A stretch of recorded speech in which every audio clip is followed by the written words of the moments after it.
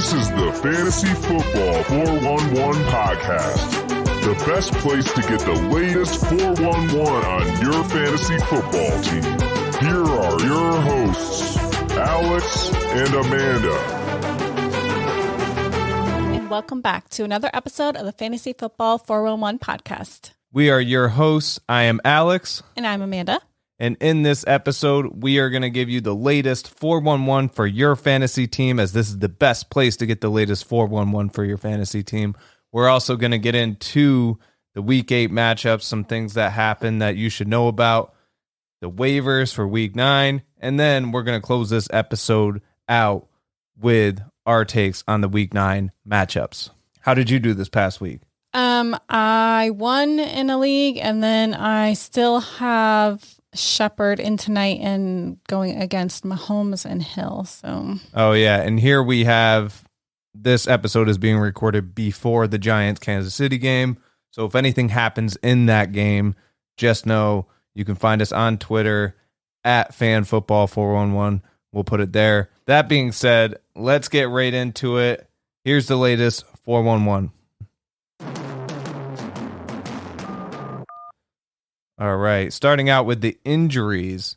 And I'm not even talking about my week because I lost in both leagues. That's why I'm getting right into the 411. There's nothing to talk about. Hopefully when McCaffrey comes back and Kittle comes back, my team will look a lot better. But 4 injuries, the biggest one that stood out was quarterback Jameis Winston tore his ACL and has MCL damage. So he is out for the season.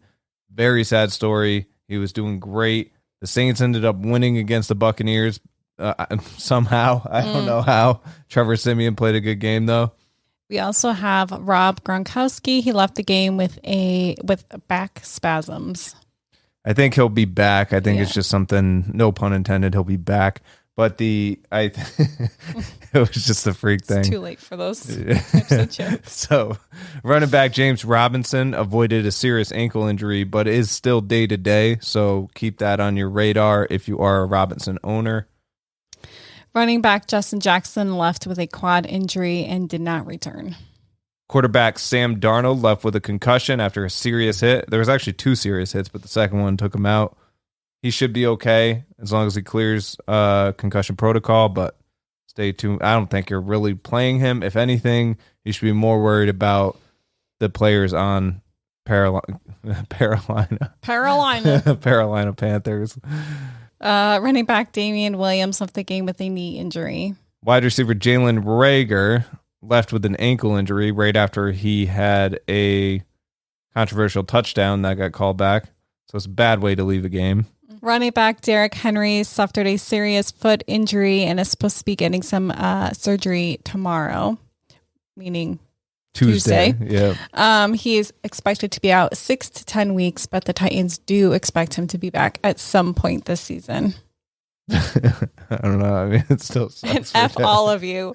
All you haters who've been wanting Derrick Henry to get injured. So it sucks for Derrick Henry owners like this one. But yeah, I mean, and obviously it sucks for Derrick Henry most importantly, because I couldn't imagine having to go through that when you are, the stud on your team. Hopefully it's sooner than 6 to 10 weeks, but 6 to 10 weeks is what it's looking at right now. Another one, which is the final one, is tight end Robert Tonyan has a season-ending ACL tear, so he's out for the season as well. Here's some fun stats. This first one I'm excited to bring up, and it's quarterback Mike White, who is the backup for the New York Jets.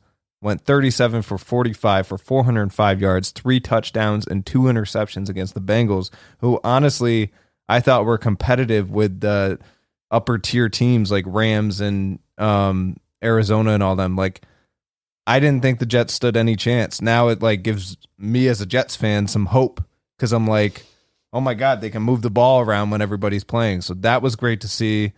Mike White is looking great. Hopefully he does the same thing Thursday night against the Colts.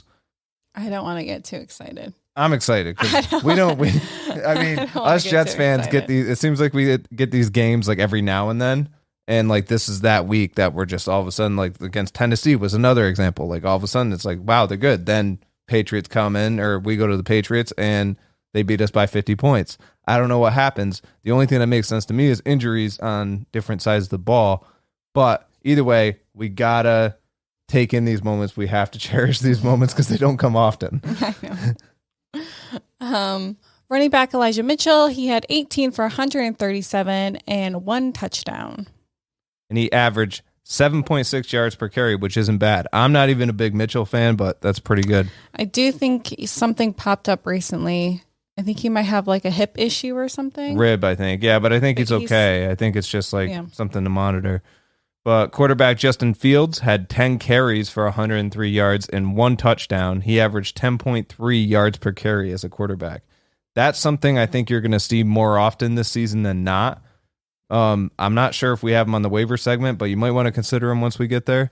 But he is dealing with a team. He's on a team that doesn't have a great offensive line, so he's going to have to move around, and that's exactly what he did this week. Wide receiver Deebo Samuel received 6 for 171 yards. Just note that he is, what did it say? He is nursing a calf injury, so just something to keep an eye on. Wide receiver A.J. Brown went 10 for 155 and 1 touchdown. That's my boy. I know. I'm going to offer you somebody for him. That's my boy. It's the only thing the only bright side of Derek leaving is it should be the A.J. Brown show now. So unless I trade you somebody for A.J. Brown. All right, here we go into the waivers. So who's cold? Running back Carlos Hyde, he was 4 receiving for 23 yards and 32 rushing yards. He had 9 fantasy points. He has a low ceiling moving forward. I mean, I've never been a fan of him. James Robinson being there obviously overshadows him, but I don't know why he was playing more than James Robinson to begin the season. That's why he's here in the cold. You can pick him up if you want. If James Robinson's out, obviously he's going to get some volume, but you're also talking about the Jacksonville Jaguars. You're not going to be getting, Derrick Henry level talent, healthy Derrick Henry, my bad. But I wouldn't go crazy. Would you agree with that one? Yeah, no, I'm going to pass on that. Another one that came up that I feel is on a lot of people's radars, it might be on their hot side of things, but running back Jarrett Patterson, he led in rushing on Washington this week, and he could become something. I just don't like this whole 3-headed monster thing that happens with teams, and that seems like what it is right now. Antonio Gibson is dealing with a fractured shin or whatever it was, and you have J.D. McKissick there who is the pass catching back. So the PPR one to get would be J.D. McKissick. I mean, if he's on waivers, he's beyond this segment. You should already have him. But Jarrett Patterson is somebody to watch, and if you have stash room on your team, go ahead and stash him. He's going to get volume of some sort. We just don't know what it is yet. Tight end Pat Freiermuth.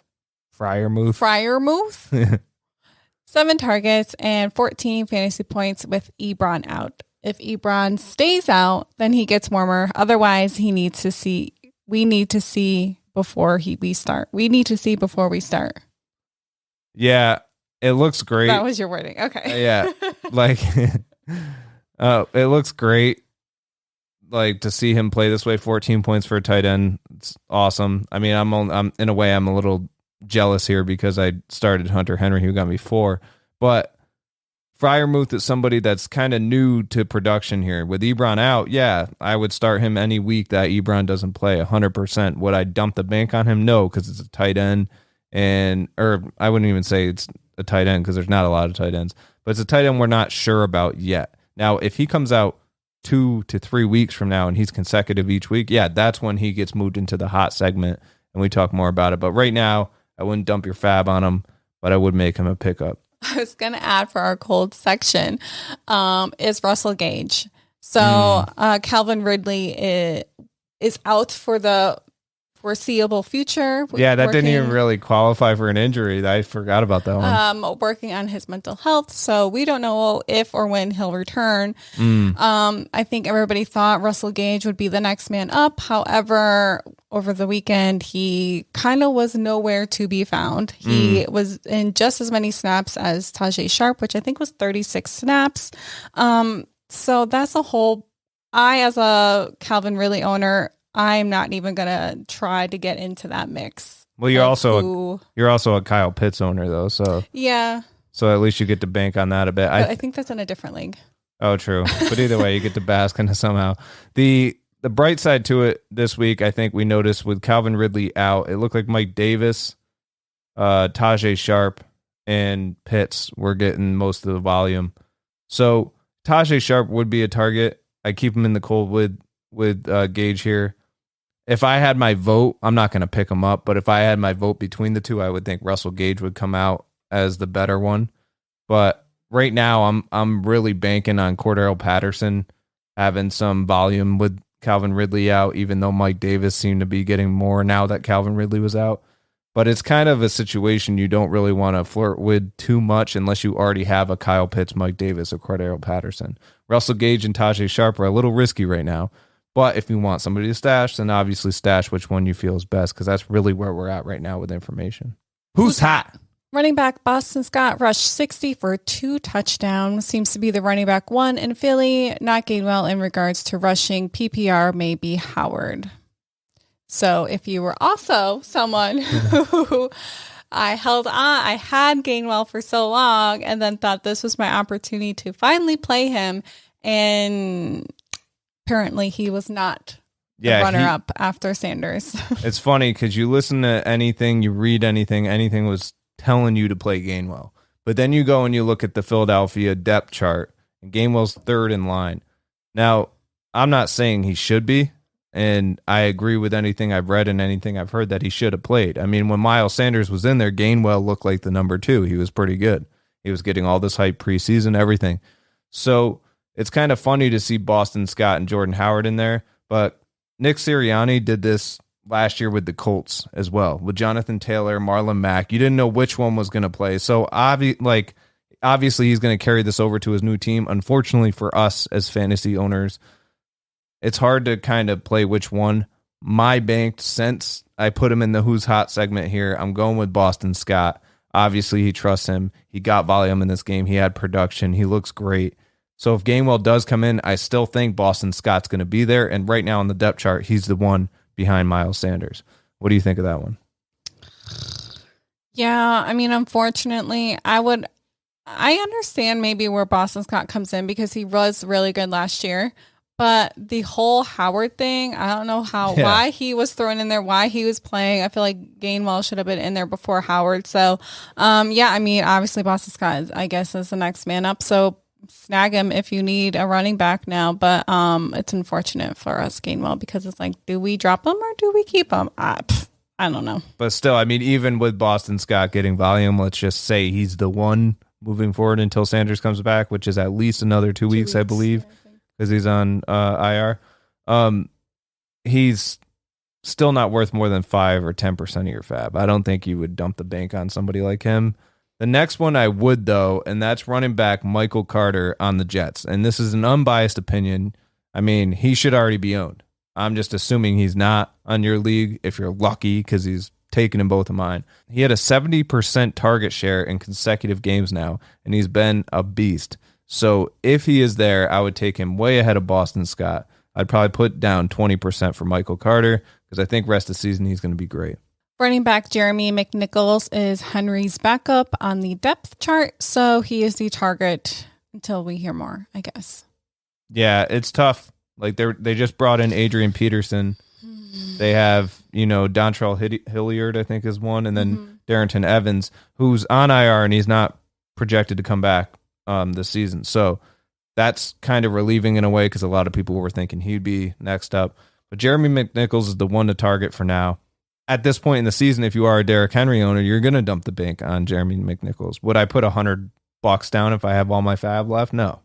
I would put it just makes it a little trickier now that Adrian Peterson is a factor. So what it's going to be, from what I'm hearing, is that Jeremy McNichols is the third down back and Adrian Peterson is the first and second down back.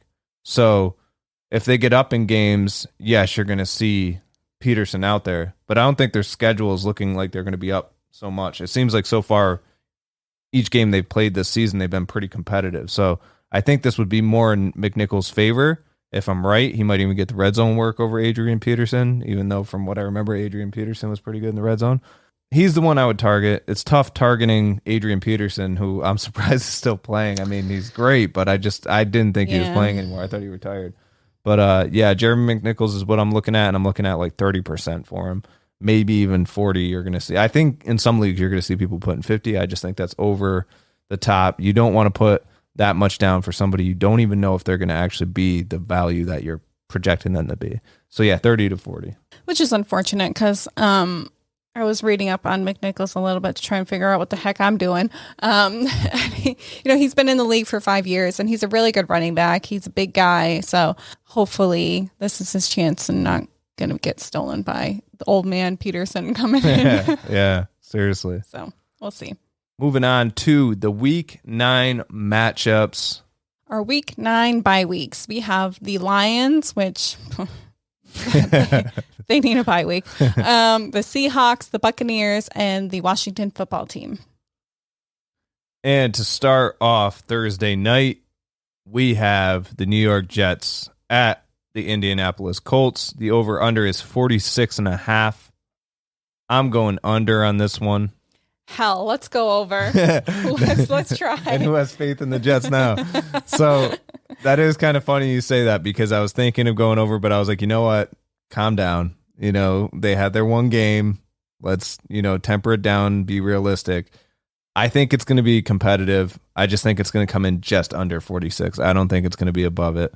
So that's where I think it's going to be a great game. Play both sides. Just know Indianapolis is a good defense too. So I don't think. Yeah, I mean, they pretty much I know Henry had a foot issue, but they pretty much shut down Henry. So Michael Carter would be a little. I would limited. limit your expectations on Carter and Ty Johnson. But look, I mean, you got to play Corey Davis if he plays. If he doesn't play, you got to play Jamison Crowder. Mm-hmm. The ones where I'd be hesitant on playing, but keep an eye on them on your radar, and maybe even stash them if you have a deep league, is like Elijah Moore, who went 6 for 6 in this past week. So keep that on your radar. I'm going under. She's going over. By the way, we're still working on the crown thing to see who's going to be wearing the crown each week. It's just imaginary at this point. So she's wearing the imaginary crown this week. She beat me 2-0 last week in the over-unders. We have the Falcons at the Saints with the over and under 43.5, and I went under.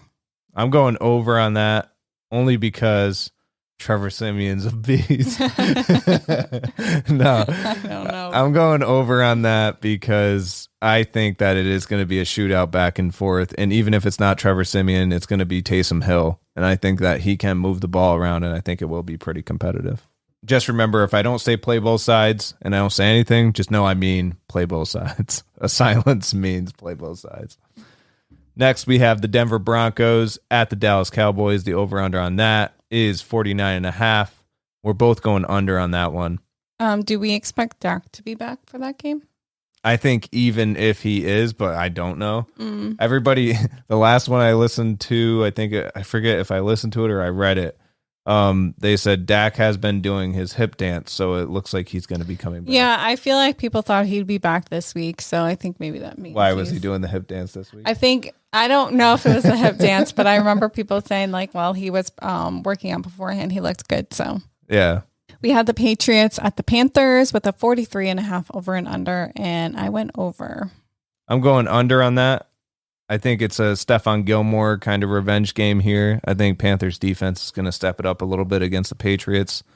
I think the Patriots will win it on offense. I just think the Panthers will put up a fight on defense, keep the score low. Do you think that Sam Darnold is going to have some PTSD going against New England? It could be. He was a Jet. Very well. That is true. He has a better team, and we might see McCaffrey back this week. So if McCaffrey's back, that'll be great. Mm-hmm. I still don't think I'm going to play him, though, just because Belichick always singles out one player, and my luck, it'll be McCaffrey. But I guess being a McCaffrey owner, you have to play him no matter what. So just know that might happen. Patriots are going to lock somebody down. He would make the most sense. So, yeah, you're obviously not playing Sam Darnold, and you're tempering expectations here because of Judon and the Patriots defense shutting him down. But you do have to play both sides here. Not Robbie Anderson. I mean, you could pretty much drop him at this point. But he got hit pretty hard. Oh, true. That was. Yeah, he got leveled, but he's already a twig, so I don't know how he takes the hits he does anyways. Yeah, I don't know. It looks pretty bad going. It's like his ribs. But we have the Vikings at the Ravens with a 49.5 over and under, and we both went over. Yeah, I think that's going to be a great game. And I think it's going to be a shootout back and forth. Ravens are coming off of bye, so they got rest.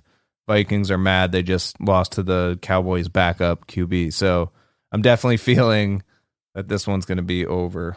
The Cleveland Browns are playing the Cincinnati Bengals. Over-under on this, 45.5. We're both going over. Once again, it's an angry game. They're both really angry. Like Cleveland just lost to Steelers, which was kind of embarrassing. Cincinnati lost to New York Jets, which you wouldn't have thought would have happened. So we're going over on this. I think it's going to be a high-scoring game. Mm-hmm. The Bills at the Jaguars with a 48.5 over and under, and we both went over. Yeah, I think it's going to be more the sky. More on one side. Yeah, I think the Bills are going to have more of a score than the Jaguars, but yeah. I think it could be, I hate to bring this up because it's like putting salt on the wound, but I feel like it could be like the Patriots with the Jets. Like they could be the one on the winning side. Houston Texans at Miami Dolphins. Over under is 45.5. I went over on that. I'm going under. And I'm going over just because I feel like the Dolphins have something to prove.